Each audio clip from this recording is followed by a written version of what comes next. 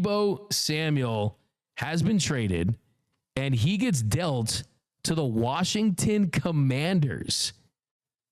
He was traded for a 5th-round pick, and it just wasn't going to work in San Francisco. There was a lot of talk that they were going to move on from him. Has not had the greatest last couple of years. He's dealt with some injuries. I've been saying, hey, I'm going to start calling him. To me, he's Tyshun Samuel. He's got to earn the Deebo name back. But I like that fit. I mean, McLaurin, 1,000-yard receiver. Jaden Daniels going to hit you in stride. I don't think this is a game-changing, okay, let's change the Super Bowl odds type of move. But I think if he's utilized correctly with Kingsbury in that offense, finding a guy that's a non-traditional type of receiver where he almost has plays where he's like a running back, he adds another element to what was already a top 5 offense in the NFL. It's just about, I think, hopefully getting Deebo back to a part where he's feeling really good about his career.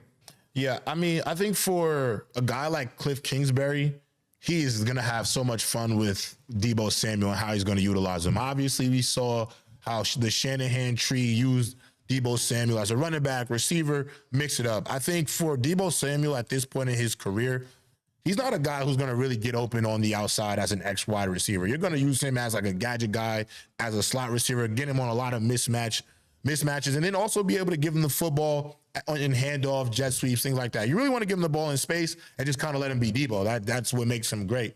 I think when you take a receiver like that and add him to an already great offense that they have in Washington, obviously the sky's the limit. When you have such a young quarterback, Doug, this is what we talked about on previous shows. You have the ability to kind of spend your money and see what works because you have this window of time before you have to pay Jaden Daniels this big money.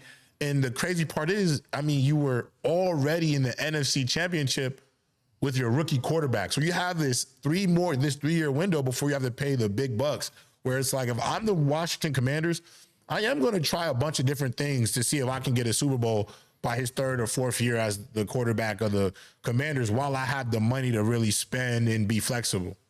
Yeah, and I mean, the first thing that I thought when I saw the trade, I mean, a 5th-round pick for Deebo, man, he's cooked, right? I mean, but then I kind of thought about it. I'm like, look, I mean, based on his production, the injuries, I mean, 4,800 career receiving yards, more than 1,100 career rushing yards, 42 touchdowns.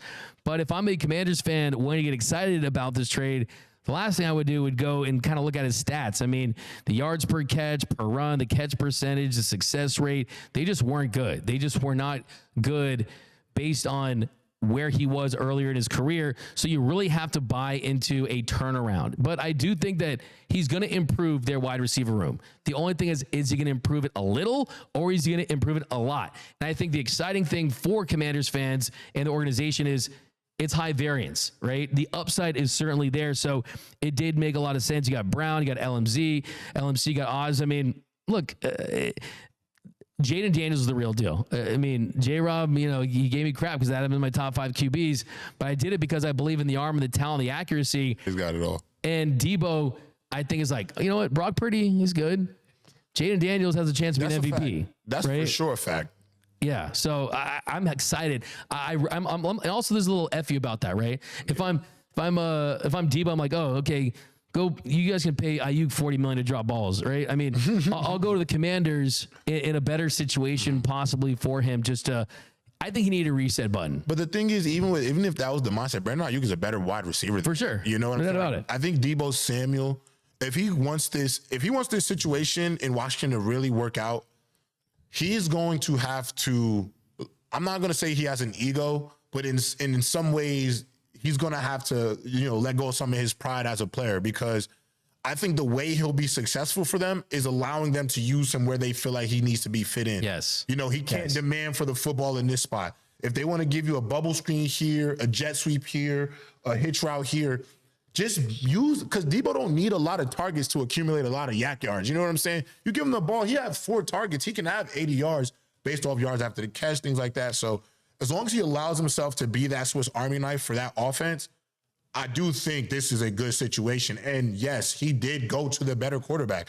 Jaden Daniels is, look, I love Brock And Purdy, he but is just a better runner too. So he complements him in that standpoint too. part. I love that you bring up the yak though. I mean, Washington, they had 4.6 expected yak per possession last season. That's not great. And for someone like a Deebo Samuel that's going to be rejuvenated, I like how you mentioned that it's about kind of the mindset. He's going to be on his best behavior. He's not going to want to ruffle any feathers. He's going to want to almost reestablish his value in the league for sure. Yeah, absolutely. no doubt about that, right? I mean, yeah, there's that for sure. Also, too, I mean, from the Niners standpoint, you look at where San Francisco kind of sits in all this and kind of the financial ramifications of that deal.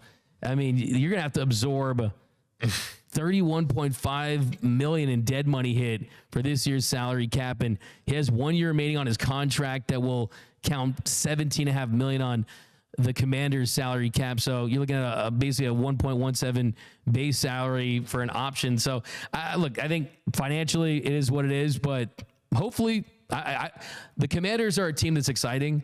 And them being aggressive like this and kind of taking a flyer, I think they're kind of listening to Cliff Kingsbury, and you kind of have to trust him from that standpoint. So I think it's an exciting move. But now let's get